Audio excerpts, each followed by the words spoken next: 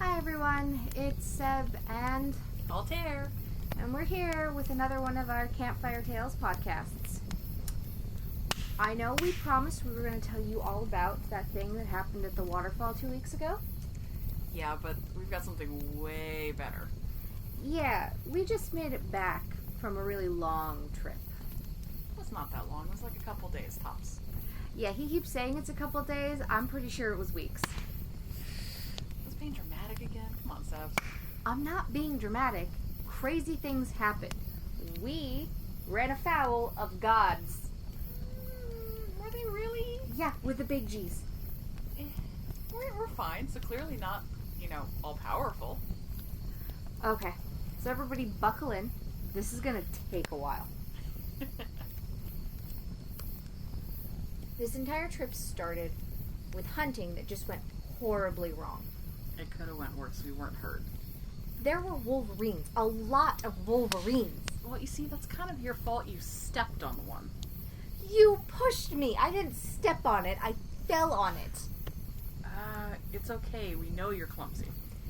Okay, you know what? That's not the point. I did not cause the wolverines, and we will get back to that at a later date when we tell that story and we have our audience debate whether it was your fault or my fault.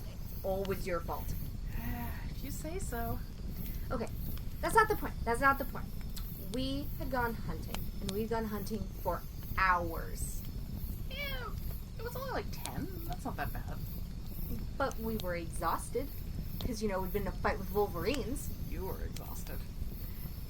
Somebody didn't help in the fight with wolverines. Anyway, I was fresh as spring daisies, walking down the path, that one we're going down all the time. Yeah, the path home. It's a nice, safe path through a nice, safe woods. Boring. Yes, it's boring. It's perfect. You know that little bit that goes over the little babbling brook? Super boring. Super nice. It's a babbling brook. So we're walking home, and it's getting late. It's getting really late. Okay, no. It was like late afternoon maximum. The sun was still in the sky. It was setting. Either way, we're going home late.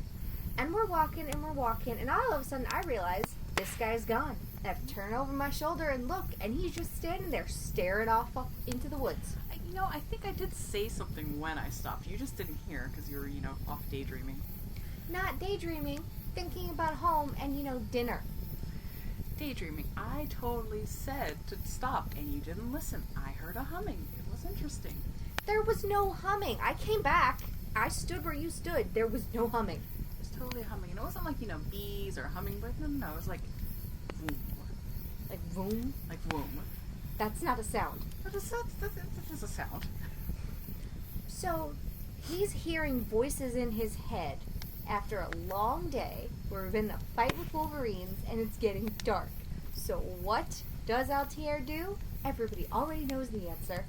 Of course I went to go investigate. Come on, Seb. Who wouldn't? Me. I wouldn't. Well, you're a weird one. That's okay. That's why we love you. So he takes off into the woods. And I'm like, I can't leave him in the woods by himself. I mean, I should, but I'm not going to. Well, I had an easier time going through the woods than you did, so maybe you should have. He doesn't trip over a single tree, doesn't knock over a single log, just prances through all daintily as though he could see in the dark. He can't see in the dark, guys. I totally can see in the dark. Seb over here is just mad because he totally went face first into a pine tree. Yeah, I did. It was all up in my mane. Should have been watching where you were going. I was trying to catch up with you, who was running breakneck through the woods at night. I'm pretty sure you said prancing daintily. You do both. Neither here nor there. But this is our part of the woods, right? We know this pretty well. Yeah, we know every inch of those woods. There are woods. And then just there was this weird clearing. I don't think it was there the day before. And we haven't been able to find it since. But it was there.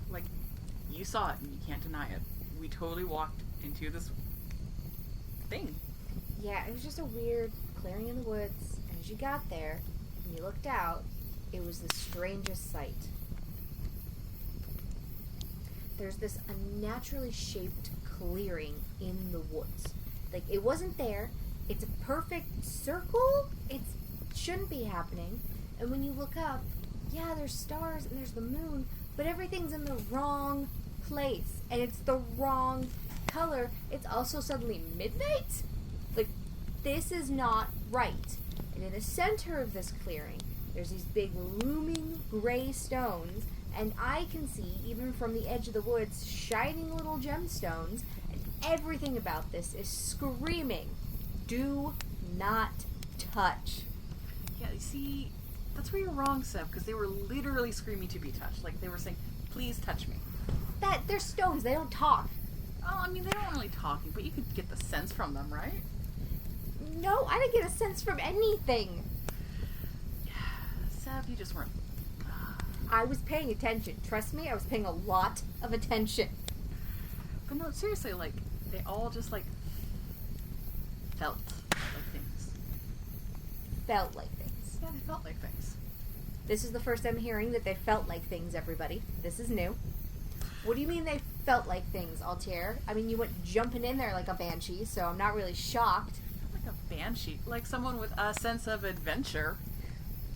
8 hours of hunting wolverines and I wanted to go home. 10 hours of hunting doesn't make it any less likely that I wanted to go home and get dinner. But no, seriously, like, the big teal one, you saw that one, right? Yeah, it was really hard to miss. Yeah, so it was just, like, so just poof with power. Poof with power. Poof with power. What does that mean? Well, I mean, like, it just wanted you to touch it, and if you touched it, you could just feel the aura of, you know, poof. Poof, everybody, poof. Whatever that means. Okay, what do the other ones feel like? Also, there was, like, this little pinky purple sunsetty one, and, like, it felt, like, really warm, but not, like, summer warm. Like, a cuddly blanket warm. A cuddly blanket. Please, continue, I'm listening. Oh, yeah, with that look, jeez. No, it was, like, you know, just so secure and loving, and you just felt warm and safe, and so happy, and it also wanted you to touch it. Uh-huh. Okay, so we have poof and blanket. What's next? Okay, so there was that, you know, red and orange one that kind of looked like fire. Yeah, I could see those from where I was standing. Yeah, so that one was just like, you just felt so sure of everything when you stared at it. Like you could do anything, you were on top of the world. Yeah, doesn't sound like anything I know. What? Nothing. Please continue. I'm listening to your poof, blankets, and confidence speech. And you know what's great about that one too? It also wanted to be touched. Not sure I believe you. Keep going. Okay. And then, okay, so you were standing there, so did you see the gold one that was next to it? I could still see a bit of the gold one. I think a blue one too. Okay, so yeah, the gold one, it was like I know we were in the forest, but it smelled like super foresty, like a different forest inside this forest. So, foreception. Yeah. Okay. So, poof, blankets, confidence, foreception. Yeah, and I mean, it just kind of felt like zoom.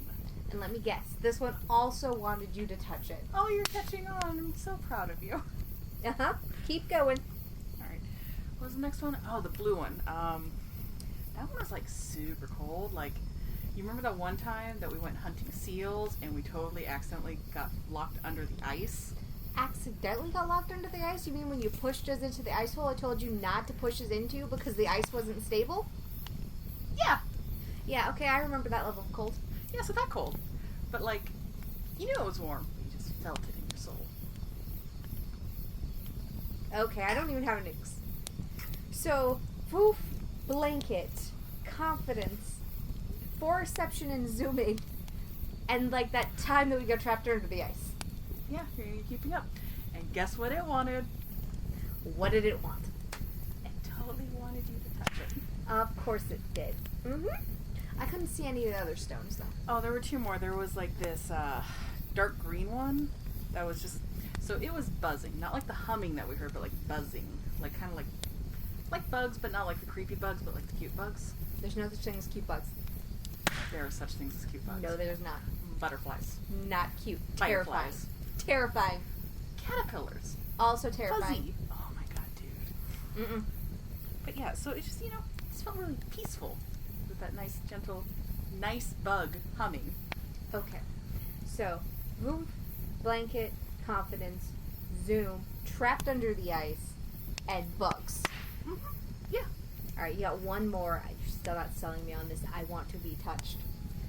Oh, what was it? Oh, yeah, the white one. So I didn't really look too much at that one. It seemed kind of plain compared to the rest of them, but like, I don't know. When you walked by it, it totally just sounded like you just hear laughter. Like, a lot of laughter. Kind of maniacal laughter. Right. See, so everything there kind of says maybe you shouldn't have touched it. They all wanted you to touch them. All of them did. Creepy shrine, middle of nowhere, wrong sky, and you touched them. I touched one. So, like I said, there's 7. I touched one. That's a really good ratio for me, and you know it. I have to admit, for you, touching 1 out of 7 is a great ratio. But 1 was all it took. So, I walked around, and they all looked pretty interesting, right? I mean, except for that white one, which is kind of meh. If you say so. I never actually saw that one. Yeah, that's fair. It was very much not like the others. Uh-huh. Yeah. So he's walking around the shrine while I'm telling him, dude, come back. Do not touch this. Let's go home. I will cook so we don't have to live through your cooking, and we'll be good. But no, I see him reach out. The orange and red one just felt, so familiar, so, just empowering. So I touched it. Yeah, of course you did. Of course you did. It was pretty great for like 0.5 seconds. And then I felt like, well, it's kind of like the day caught up to me with the whole like not catching anything. I felt so hungry, like I eat the world. And I don't really remember what happened. I just like remember my stomach going grrr, and then just like all like the strength went poof. Yeah, I saw you collapse. I definitely saw you collapse.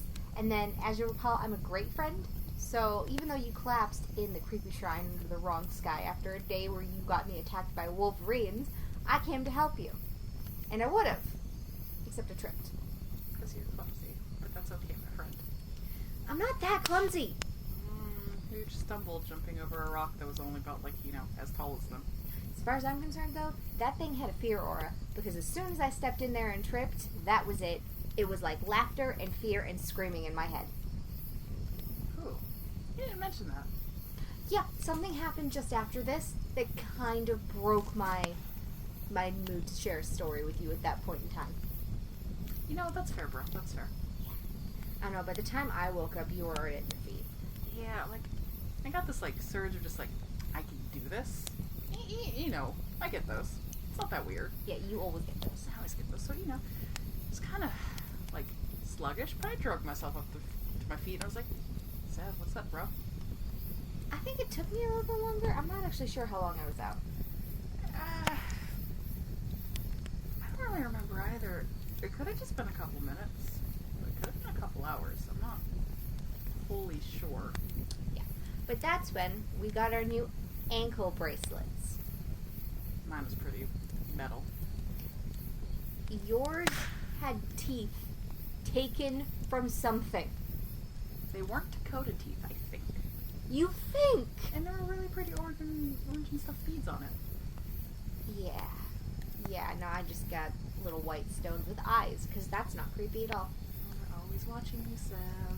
Yeah, they literally were every time I looked down.